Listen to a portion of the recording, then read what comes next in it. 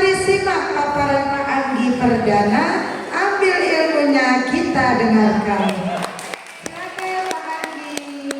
Terima Ini kasih. sesi terakhir harus ini. Izin ya Bu ya. Nervous saya. Baik Bapak Ibu, ada pantun dulu nih. Ewa ya? Mana Ewanya? Mentari senja telah tenggelam. Hujan turun mulai jatuh. Saya awali acara dengan salam. Assalamualaikum warahmatullahi wabarakatuh. Waalaikumsalam warahmatullahi wabarakatuh. Satu lagi, perkenalan singkat. Lewat pantun saja ya Bapak Ibu ya. Makan kue bapau. Lepat manis kacang hijau. Perkenalkan, saya Anggi Perdana, si Guru Pulau, sahabat teknologi dari Provinsi Kepulauan Riau. Baik, terima kasih Bapak Ibu, saya haturkan kembali khususnya untuk Bapak Ibu yang memang hadir pada kesempatan kali ini. Bu PP kami, terima kasih sudah datang. Pak Ketua dari Komunitas Batas, terima kasih juga sudah memfasilitasi kegiatan para sahabat teknologi dari Tanjung Pinang dan dari Bintan. Kemudian yang saya hormati dan banggakan juga rekan-rekan guru penggerak ya dari Angkatan 7, kemudian Angkatan 8, Angkatan 9, dan Angkatan 11, baik itu memang dari Bintan ya, dari Bintan, dan Angkatan 5 dari Tanjung Pinang. Salam hormat dari saya Ibu semua. Baik, dalam kesempatan kali ini Bapak Ibu, saya izin untuk berbagi praktek baik sebagaimana tadi yang sudah dipaparkan juga oleh sahabat-sahabat saya dari Tanjung Pinang dan dari Bintan terkait dengan praktek baiknya, khususnya yang berkaitan dengan pemanfaatan teknologi dalam proses pembelajaran. Nah, yang akan saya bagikan di sini terkait dengan pengembangan dan pemanfaatan multimedia pembelajaran interaktif. Sama saja kayak tadi ya, cuma kawan-kawan tadi ada variasi ya, beda-beda gitu. Ada yang dengan Jenny Eli, ada yang dari Articulate Storyline 3, ada yang dari SAC, ya beda-beda. Nah, saya nanti akan menampilkan MPI yang saya buat dengan menggunakan Articulate Storyline 3 yang namanya mungkin sudah tidak asing lagi, atau ada juga yang memang belum tahu. MPI-nya saya berikan nama SIAGA. Itu merupakan akronim dari Si Anak Garuda yang saya implementasikan, saya terapkan dalam proses pembelajaran pendidikan Pancasila di sekolah pulau Bapak Ibu. Bapak Ibu ngantuk? Tidak? Oh iya, oke. Boleh Bapak Ibu berdiri dulu sebentar. Ya. Berdiri dulu. Belum connect ya Pak Erik ya? Pak, sudah? Oke. Ikuti gerakan ini, kita olahraga supaya tidak dingin ya di rumah. Boleh Bapak Ibu? Boleh, kita ikuti gerakan yang ada di video supaya kita tidak terasa di dalam kutub. Kita ice breaking dulu.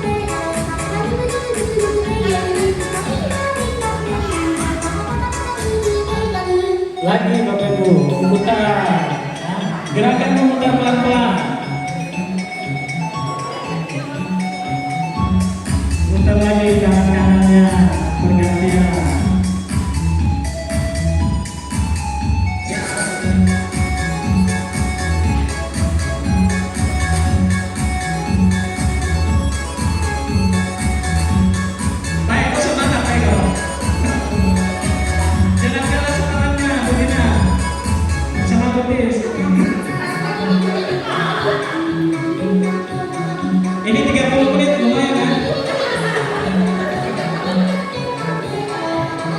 Sini balik ya.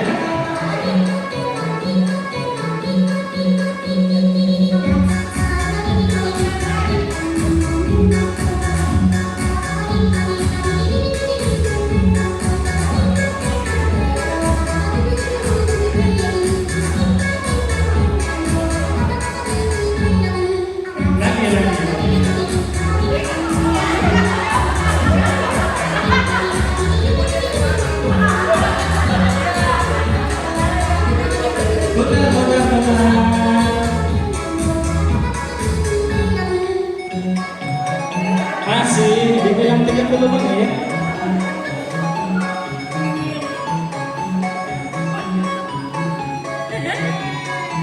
Loncat-loncat juga boleh, loncat tinggi. Barangkali aja terbang. Oke, terima kasih. Silakan boleh dulu kembali. Masih nggak mau berhenti? Putar mulai lagi, Mary. Oke, terima kasih Bapak Ibu. Sudah segar ya, sudah segar ya. Oke, soalnya ini terakhir, takutnya ngantuk pula kan saya memaparkan di depan. Baik, nah kalau tadi saya sudah mengajak Bapak Ibu untuk berloncat-loncat ya. Ini next Pak Erik. Kayaknya enggak ini deh. Minta tolong. Nah, ada lagi. Aduh. Nah, sekarang saya ajak Bapak Ibu untuk jalan-jalan melihat sekolah saya. Seperti apa sih profil dari SMA Negeri 1 Bintang Pesisir. Selamat menyaksikan ya Bapak Ibu. Saya dibantu oleh narator di video, jadi saya istirahat dulu. Padahal baru mau udah istirahat. Inilah profil dari SMA Negeri 1 Bintang Pesisir Bapak Ibu. Balik kampung. Ada yang di sana? Ibu dari sana? Oh Pak Erik ya. Pak Erik ke balik kampung.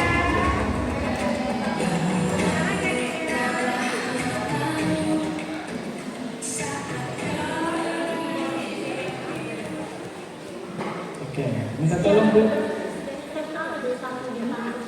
Berada di daerah kepulauan, tepatnya di Desa Bening, Kecamatan Bintang Pesisir, Kabupaten Bintang, Provinsi Kepulauan Riau. Sebagai daerah kedua yang berbatasan dengan negara lain, maka Desa Bening termasuk ke dalam daerah khusus. Hal ini berdasarkan Kemdikbud nomor 160/B/2021 tentang daerah khusus berdasarkan kondisi geografis tahun 2020.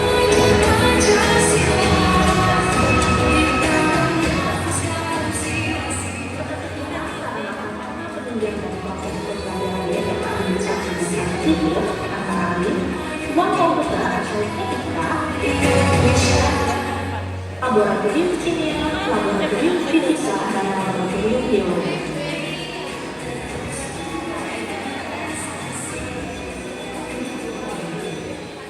Sarana komunikasi dan informasi menjadi kendala utama yang dihadapi di sekolah ini, seperti belum tersedianya jaringan seluler dan internet, jaringan listrik PLN yang belum memadai karena hanya menyala dari jam 17.00 sampai jam 07.00 pagi. Kendala lainnya transportasi siswa baik darat maupun laut menuju sekolah ini. Nah, itulah profil dari SMA Negeri 1 Bintang Pesisir Bapak Ibu. Oh itu balik lagi. Nah, ini kok balik lagi Pak Erik? Bentar Pak Erik. Nah, kalau tadi profilnya, nah kalau sekarang saya ajak Bapak Ibu untuk melihat suasana pembelajaran anak-anak kami di SMA Negeri 1 Bintang Pesisir. Sebagaimana yang tadi sudah Bapak Ibu lihat, sekolah kami masih memiliki keterbatasan, khususnya terkait dengan internet dan jaringan listrik ya Bapak Ibu. Jadi ini suasana proses pembelajaran pas PLTS-nya rusak. Ini siang hari sebenarnya ya. Kemudian mesin engkolnya juga pokoknya rusak lah semua perangkat itu. Jadi proses pembelajaran kita paksakan di dalam kelas, anak-anak itu nggak nyaman gitu kan. Jadi ya udahlah kita memadamkan aja, kita alihkan proses pembelajaran dari dalam kelas ke luar ruangan. Itu Bapak Ibu sudah melihatnya menyebar lah gitu kan kita. Jadi kadang perencanaan yang sudah kita rancang ya dengan situasi seperti ini jadi kita harus harus gerak cepat gitu kan. Kadang rencana yang kita buat tidak sesuai, tapi ya kita harus bisa menyesuaikan. Nah, kemudian terkait dengan keterbatasan tadi Bapak Ibu, terkait dengan PLTS yang sekarang memang rusak, kemudian mesin gonfeng juga tidak setiap hari bisa digunakan ya, karena kalau digunakan pusing lah Pak ya pemegang anggaran dana BOS. Kalau kita menggunakan tiap hari mesin gonfeng untuk pembelian bahan bakarnya dari mana, ya kan? Sedangkan kami sekolahnya kecil. Kemudian pemakaian aki ya jelas terbatas karena dayanya hanya 70 ampere. Kemudian wifi juga kami terbatas Bapak Ibu. Di sana kecepatannya hanya 15 sampai 20 Mbps. Kebayang nggak kira-kira? Makanya proses pembelajaran itu kebayang, tapi jangan dibayangkan ya, nanti lama membayanginnya. Jadi koneksinya masih sangat-sangat terbatas gitu kan, sehingga kita hanya mengoneksikan atau membuat titik di sekolah itu hanya 2 titik saja, di ruang guru sama di laboratorium komputer. Dan otomatis dengan adanya keterbatasan tadi yang menghambat proses pembelajaran dalam pemanfaatan teknologi khususnya yang ada di dalam kelas. Namun alhamdulillah dengan adanya komunikasi, kerjasama, kolaborasi kami di sekolah, dan kebetulan juga saya sarana prasarana, kolaborasi, komunikasi dengan pemegang anggaran dan kepala sekolah, akhirnya kami mengupayakan untuk itu memenuhi kebutuhan untuk menguatkan infrastruktur listrik dan internet melalui apa ya, melalui anggaran dana BOS dan BOS kinerja, karena alhamdulillah kami sekolah penggerak sudah kami belikan ya, tapi itu tadi masih terbatas juga, itu adalah masih terbatas. Alat-alat itu kan ya namanya alat mesin ya, kadang rusak gitu kan, apalagi ya kami itu masih susah untuk mendapatkan bahan bakar Bapak Ibu di sana. Pesan solar itu biasanya ya nunggu 1 minggu dulu gitu kan, jadi ya kayak gitulah. Belum lagi uangnya kadang TW1 cairnya kapan gitu ya cairnya. Tapi kita sudah mengupayakan ini.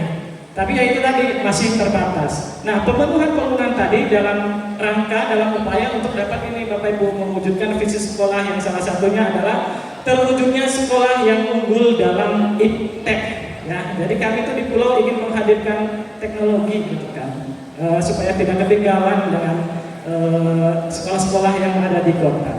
Nah, selain terwujudnya iptek ini ya sesuai juga dengan perkembangan zaman saat ini ya. Di perkembangan zaman di abad 21 ya kita dituntut untuk yaitu tadi melek teknologi gitu kan. Makanya ini sesuai dan selaras dengan perkembangan zaman yang ada saat ini. Kemudian selaras juga dengan filosofi pendidikan dari Ki Hajar Dewantara, di mana kata Ki Hajar Dewantara, didiklah anak sesuai dengan zamannya gitu katanya. Kemudian harus sesuai dengan kodrat alamnya. Kodrat alamnya itu makanya di kurikulum Merdeka itu ada yang namanya proses pembelajaran berdiferensiasi, disesuaikan dengan kebutuhan belajar murid sesuai dengan minat, gaya belajar dan sebagainya. Oke, termasuk dengan lingkungan belajarnya, ya, lingkungan sekolahnya.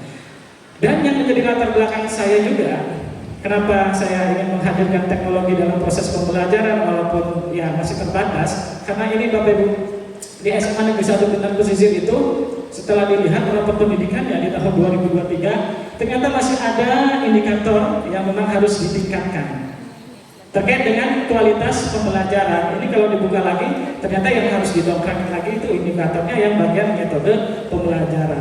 Maka kami berupaya untuk tadi membeli fasilitas penunjang, kemudian meningkatkan kompetensi diri dan ya mengimplementasikan dalam proses pembelajaran.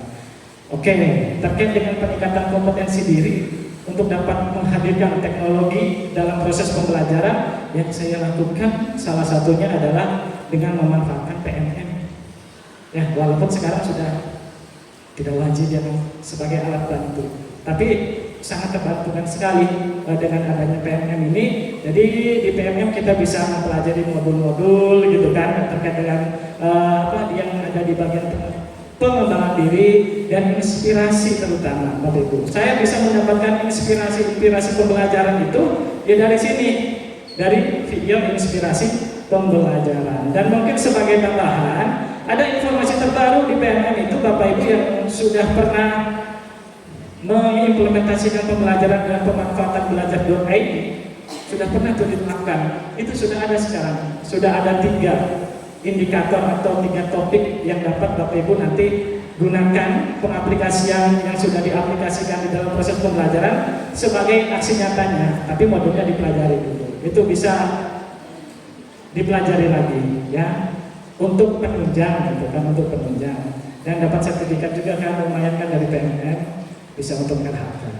Nah, terkait dengan tadi upaya, kemudian peningkatan kompetensi dan apa yang sudah saya dapatkan dari PMM terkait dengan inspirasi pembelajaran, akhirnya saya bisa terapkan dalam proses pembelajaran. Dan akhirnya dengan adanya pengadaan sarana prasarana tadi, alhamdulillah 2 tahun belakangan kemarin, 2 tahun atau 3 tahun ya, kami sudah berhasil ya paling tidak memasang di setiap kelas itu, di setiap ruangan itu sudah ada proyektornya. Ya walaupun ya masih belum maksimal digunakan karena tadi keterbatasan dari listriknya. Tapi setidaknya kita mencoba untuk menghadirkan teknologi itu di sekolah pulau, khususnya untuk mewadahi ya kebutuhan belajar murid biar sesuai dengan zamannya gitu kan. Kemudian dalam proses pembelajaran juga, ini saya pelajari dari PMM ya. Salah satunya ya ini. Saya bisa mengaplikasikan apa yang sudah saya dapatkan dari baik itu dari PMM, baik itu dari saya mengikuti trainer krisis dan lain sebagainya. Ini salah satunya yang saya dapat aplikasikan penggunaan Canva untuk asesmen. Awalnya belum ada model paper ya, masih live gitu kan, harus pakai perangkat Chromebook, laptop ataupun handphone ataupun gadget ya yang digunakan anak-anak. Tapi alhamdulillah sekarang Canva itu semakin ke depan ya, semakin kesini semakin kesana gitu kan. Dia akan terus melakukan perbaikan ya, perbaikan atau ada tambahan-tambahan toolsnya yang disesuaikan dengan kebutuhan ya, khususnya kebutuhan dari penggunanya.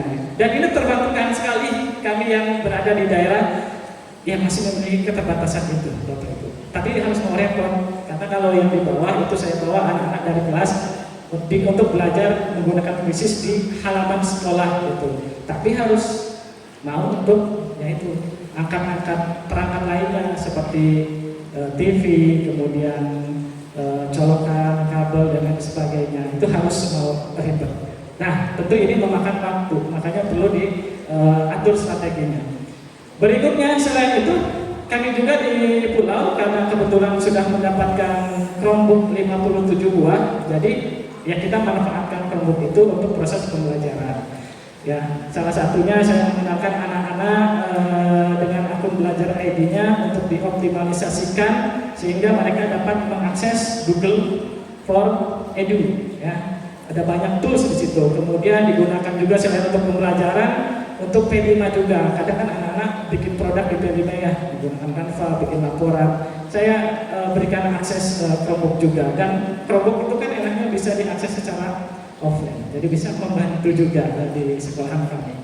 Nah, kemudian asesmen. Kami juga sudah menggunakan asesmen dari tahun 2019 dengan memanfaatkan digitalisasi. Ya, digitalisasi asesmen ini kami dulu menggunakan apa namanya, semacam LMS. Kalau di Toapaya Pak Habib mungkin sudah ada LMS ya. Kami itu carinya LMS gratis sebenarnya, carinya gratisan sama ya Pak Habib ya. Tapi belum untuk pembelajaran Pak Habib, kami masih untuk asesmen saja gitu kan. Jadi kita gunakan LMS dulu itu namanya model CBT. Udah berapa tahun ya, dari tahun 2019 sampai 2022 kalau nggak salah. Cuma kan yang namanya gratisan itu kan biasanya banyak spam menumpuk. Nah, sehingga semakin kesini banyak errornya. Kita ganti lagi. Kebetulan Pak Erik di situ yang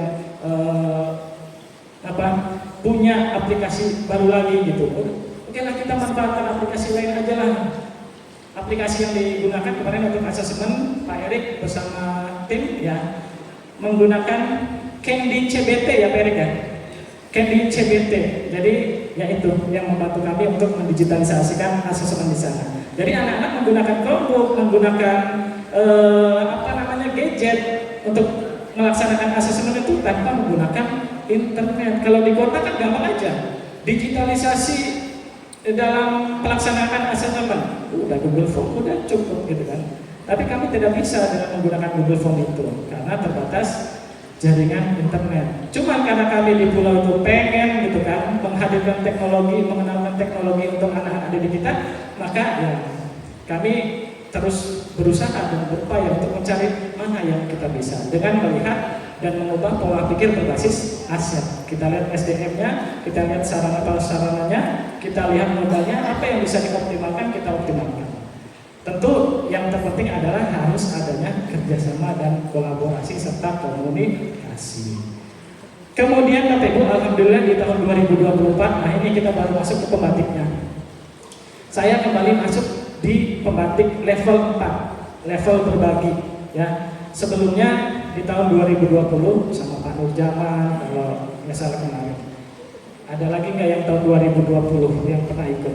Saya masuk juga di 30 besar, tapi terhenti di 30 besar dan tidak melanjutkan atau tidak berhasil melaju ke 5 besar, bahkan ya tidak sampai ke nasional gitu kan.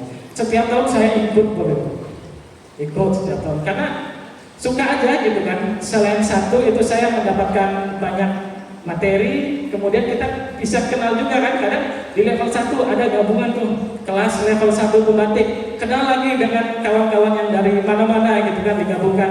Dan kita baru digabungkan di grup Kepri di 30 besar ya Bapak ya.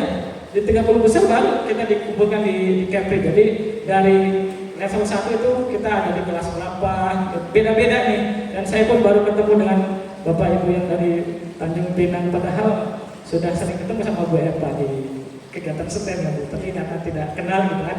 Nah, dengan adanya kegiatan ini akhirnya bisa ya mengenalkan kita. Sebenarnya itu sih yang saya suka dengan mengikuti kegiatan-kegiatan ini, selain bisa meningkatkan kompetensi diri. Level 1 ada literasi. Kita disajikan, yaitu tadi disajikan apa ya, teori terkait dengan pemanfaatan teknologi secara umum. Kemudian level 2 implementasi. Apa implementasinya gitu kan? Tadi implementasikan dengan ya itu tadi menggunakan strategi TIPEC dalam proses pembelajaran. Di level 3 inilah kita berkreasi. Banyak sekali sebenarnya, bukan cuma MPI, walaupun tadi yang dihadirkan kawan-kawan kita adalah MPI. Ada video pembelajaran, ada audio, ada podcast, pokoknya banyak banget. Cuman mungkin yang lebih menarik bagi kita MPI ya Bu ya, karena ada tantangan tersendiri gitu kan. Dan ternyata dengan membuat MPI itu banyak sekali yang bisa digunakan selain dengan menggunakan satu aplikasi. Kalau saya aktivitas Storyland, kalau tadi ada yang pakai Genially, ada juga yang pakai iSpring dari PPT, ada juga yang pakai apalagi Canva juga bisa ternyata ya. Jadi variatif. Dan itu saya mengacu pada actionnya, aksesnya saya perhatikan, kosnya, biayanya saya perhatikan, teknologinya, kemudian interaktivitasnya saya perhatikan, organisasinya, dan juga prinsip kebaruannya. Jadi saya menghadirkan kebaruan dalam pengembangan MPI yang saya kembangkan. Dan tadi seperti yang dipaparkan oleh rekan saya, bahwa di MPI itu ada bagian-bagiannya, ada komponen-komponennya Bapak Ibu. Ada teksnya, ada gambarnya, ada suara, ada animasi, ada video. Yang namanya MPI. M-nya itu apa kira-kira Pak Bu? Bukan media ya, multimedia. Jadi multimedia itu gabungan dari semua media. Ya. Maka di dalamnya ada beberapa atau ada banyak media. Dan MPI yang saya kembangkan, saya gunakan Articulate Storyline 3. Ini bisa diinstal offline. Ya, kalau Bapak Ibu mau install, mau tahu caranya, kunjungi YouTube Pak Anggi Cek Google. Ada di situ step by stepnya sudah ada sampai pembuatan menjadi aplikasinya. Nah, cuma kalau misalnya kita hanya menggunakan aplikasi Articulate Storyline saja, itu tampilnya tidak akan menarik. Jadi saya kombinasikan dengan pemanfaatan Canva ya Bapak Ibu, untuk membuat template-nya, untuk membuat background-nya, untuk membuat button-buttonnya, sehingga ya seperti inilah hasilnya. Bagaimana menurut Bapak Ibu? Menarik untuk dilihat? Lebih menarik tampilan sana atau saya? Hah? Lebih menarik yang sana ya. Ya, dan Pak Habib. Seperti itu tampilannya ya. Pak Erik minta tolong diklik yang bagian orangnya Pak Erik, ada linknya. Oke. Kita tengok isinya. Coba di play kan. Nah, seperti inilah nanti MPI tampilannya memang saya buat. Berapa menit lagi tapi sebentar lagi deh. Ini ada covernya ya. Itu ada apa sih namanya, karakter saya buat dengan memanfaatkan Bing Creator ya. Bing Creator. Iya. Ada petunjuknya. Nah nanti di sini Pak Erik coba lihat, login Pak Erik. Login nama Pak Erik atau nama siapa? Tadi ketik Pak Erik. Nanti udah ganti SMA diketik Pak Erik. Oke, kemudian di set. Oke, ada namanya ya. Nanti apakah kamu sudah siap untuk belajar dan bermain bersama si anak Garuda? Oke, play Pak Erik, play. Nah, inilah tampilan menunya. Ada suaranya, backsoundnya, ya. Kemudian ada kalau diklik, nah itu. Ada CP, ada materi, ada game, ada assessment, referensi dan profil. Ya, ini menariknya di MPI yang saya kembangkan ini bukan hanya untuk satu sub pembahasan, tapi bisa digunakan untuk satu bab. Artinya, coba kita tengok CP-nya Pak Erik, klik CP-nya. Ada berapa tujuan pembelajarannya? Ada 4. Berarti bisa digunakan untuk 4 kali pertemuan sampai 5 kali pertemuan. Kembali ke menu Pak Erik. Nah, di sini kalau materinya, Bapak Ibu pasti tahu ya. Materi yang di saya itu ada kontennya, ada video dan ada slide presentasi. Ini kita next aja Pak Erik. Next, saya mau mengajak Bapak Ibu untuk bermain game-nya dulu. Yang unik juga di MPI, ke menu lagi Pak Erik, ke menu. MPI yang saya kembangkan yang terbaru ini adalah saya menyediakan konten gamenya. Klik Pak Erik. Ada 32 jenis game. Saya mau mengajak Bapak Ibu guru untuk memainkan game ini. Boleh? Boleh. Play Pak Erik. Nah, siapa yang mau pilih nomor berapa? Pak Imam nggak boleh milih, kan sih? Siapa yang mau pilih nomor berapa? Ya. Siapa yang mau coba? Pak? Udah kita nomor 6. Nanti harus jawab ya, Pak Imam ya. Nomor 6. Pak Erik, nomor 6 Pak Erik. Nah. Ini ada suaranya ya, ada suaranya. Jadi anak-anak itu kalau suaranya sudah selesai, sudah harus jawab, harus ada jawabannya.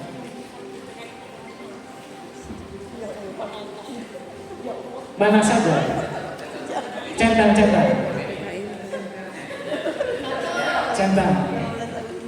Pilih 3 jawaban benar. Saya aja lupa. Pak Erik nanti bantu centang Pak Erik. Mana Pak Erik? Ya. Ini tipe jenis soalnya pilihan banyak ya? Pilihan banyak. 3. Nah, oke. Iya, kasih bunga nih. Oke, terima kasih Pak. Nggak kebaca tadi, nggak apa-apa. Kasih tepuk tangan dulu untuk Pak Itu. Satu lagi. Kira-kira ada yang mau nyoba yang sebelah sini. Iya, siapa? Ada yang mau nyoba?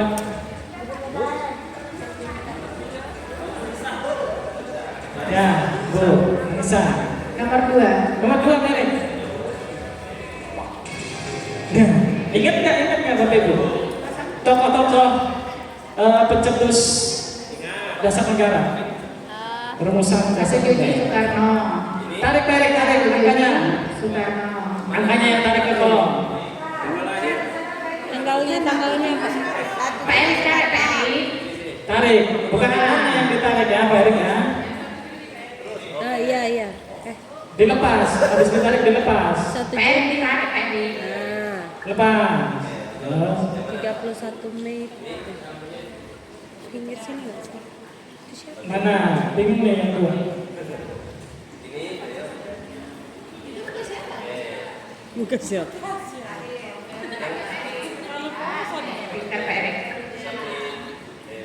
Oke, saya nih. Mana yang biru? Pak Erik sengaja ya. Oke, terima kasih Indonesia ya. Kasih tepuk tangan dulu. Satu lagi deh, satu lagi. Nomor 1. Siapa? Sebelah sini Pak? Boleh. Ya, satu. Pilih. Yang mana? Nomor 10. 10, Pak Erik 10. Ini Pak. Pilihan Anda, pilih salah satu.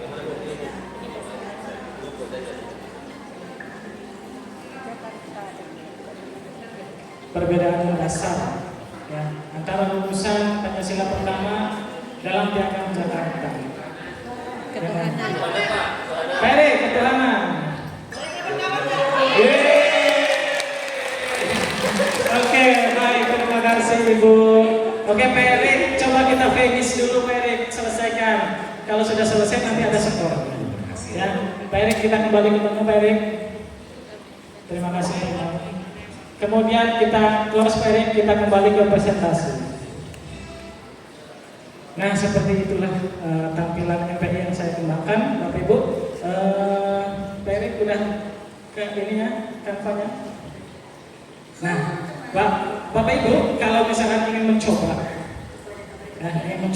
ini alhamdulillah saya dibantu promosi oleh alumni saya yang SMA Negeri 1 Lingkungan Pesisir. Bapak Ibu bisa menginstal aplikasinya langsung di Play Store. Cara downloadnya juga mudah banget nih. Mudah katanya. Play Store di smartphone ya. Lalu ada versi 2 tahun lalu untuk aplikasi itu kan. Aplikasinya keren banget loh. Ada banyak konten pembelajaran yang mudah dipahami dan selalu update. Selain itu ada juga game yang seru dan edukatif yang bikin belajar makin asik dan kita nggak akan bosan pastinya. Yang paling penting, aplikasi Si Aga versi 2 ini bisa digunakan offline loh. Yuk download sekarang dan merasakan sendiri kemudahannya. Dengan Si Aga, belajar di mana saja dan kapan pun bisa. Jadi itu jargonnya. Dengan Si Aga, belajar di mana saja dan kapanpun bisa. Kenapa? Karena offline. Bisa digunakan di mana saja. Ada internet, oke. Nggak ada internet, oke. Gitu kan. Oke, udah di download belum? Belum ya? Oh, di download. Nah, itu aplikasi sudah saya implementasikan terapkan dalam proses pembelajaran dengan menggunakan model pembelajaran game based learning, ya Bapak Ibu. Kemudian saya kombinasikan model itu di dalamnya ada metode.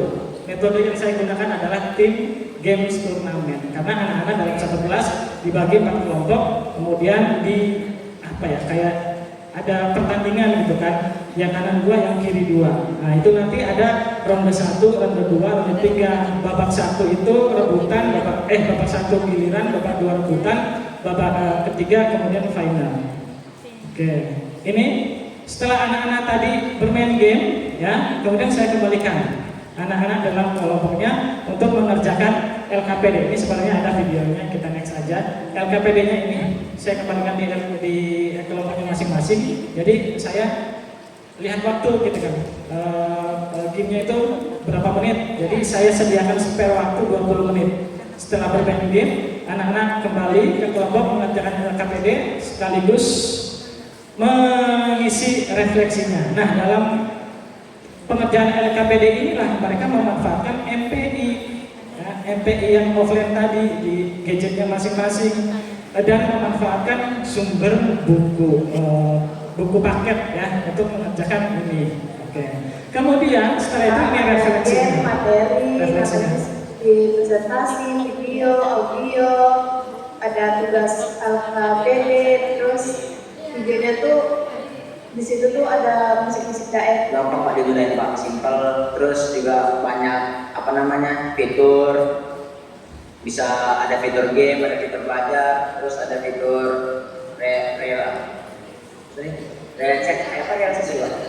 refleksi, fitur refleksi. Tampilannya cukup menarik Pak dari awal pertama masuk, cuman yang itunya Pak, yang kurangnya tuh kalau udah masuk gamenya nggak bisa masuk lagi kalau game itu Pak, membenahi jawabannya itu Pak. Itu ke apa minusnya gamenya Pak. Keseluruhannya udah bagus Pak gamenya, gampang dimengerti, terus mudah lah Pak digunakan aplikasinya. Nah semoga terus bisa dikembangkan apa gamenya Pak. Ini yang di kelasnya ya.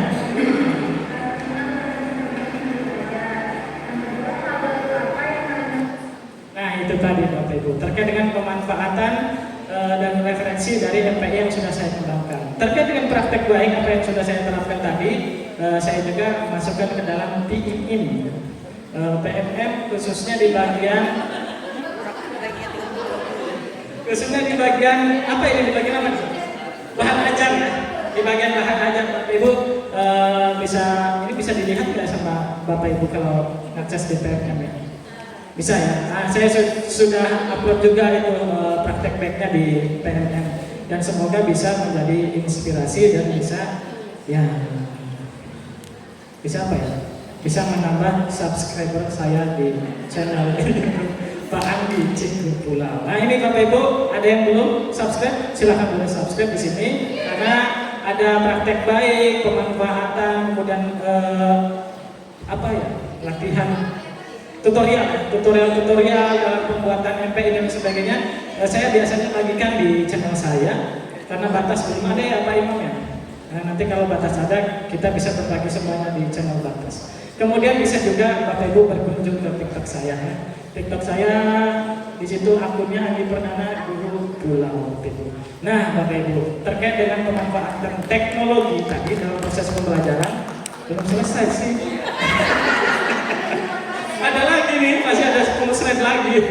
Terkait dengan pemanfaatan dan pengembangan teknologi dalam proses pembelajaran, Bapak Ibu, sehebat dan secanggih apapun media yang Bapak Ibu kembangkan, ya, kalau misalkan jika tidak disesuaikan dengan situasi, dengan kondisi, kemudian dengan kemampuan diri, dengan kebutuhan belajar murid, maka media yang Bapak Ibu kembangkan akan percuma dan akan sia-sia. Jadi yang menjadi hal terpenting dalam mengembangkan sebuah media adalah harus melihat situasi, kondisi dan kebutuhan peserta didiknya dan lingkungan belajarnya. Ya Bapak Ibu ya. Tak ada rotan akar pun jadi. Saya cukupkan sekian dan terima kasih. Wassalamualaikum warahmatullahi wabarakatuh. Waalaikumsalam warahmatullahi wabarakatuh. Boleh sekali lagi kita berikan tepukan yang gemuruh. Berkali-kali.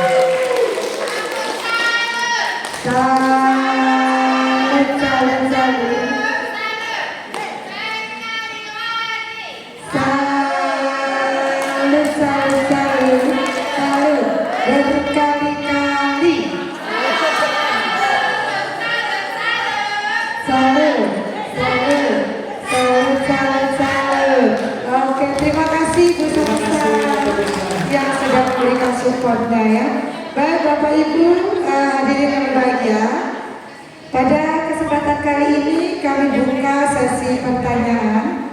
Ini 11:30 mungkin satu pertanyaan. Oh boleh, oh banyak yang bertanya nih. Boleh silakan. Oke, Pak Fadli dulu, baru nanti ke Ibu lupa. Dari Ibu Sari. Ya. Bu, Ibu Sari dari ini ada juga dari Oke. Nanti yang dari ini ya, dari kita ada juga ya Pak. Boleh kita Pak Fadli dulu. Wah banyak yang bertanya. Silakan Pak.